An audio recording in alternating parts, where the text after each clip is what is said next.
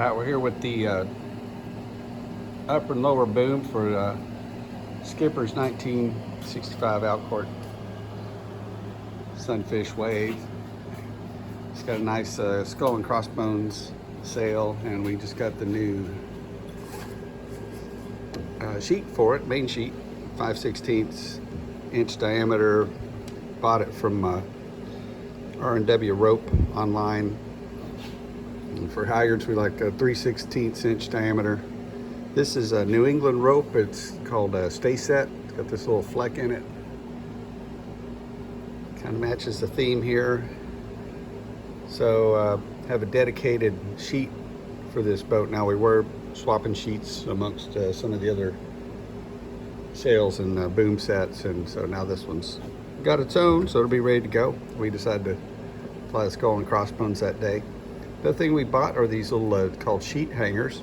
If you're sitting in the middle under the boom here and the sheet's kind of dropping down and hitting you in the head, it sags, going all the way from this forward block all the way back to the rear block. So what you do is you take the end of the sheet that clips onto the bridle, just run it through there. I can do this without the bumping in thing. We have to thank Anka High for providing the work platform for today's episode. Go through the aft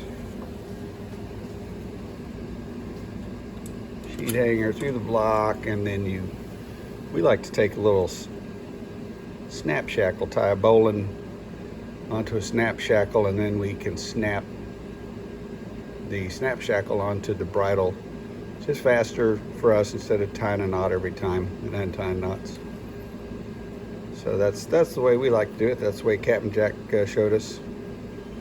So let's see if I can do this one-handed with help from Anka High. Just put a little figure 8 in it for now. Keep that from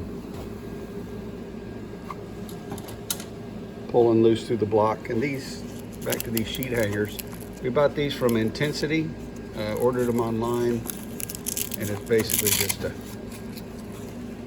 piece of hook and loop Velcro with a little piece of webbing sewed on there, so you can take them.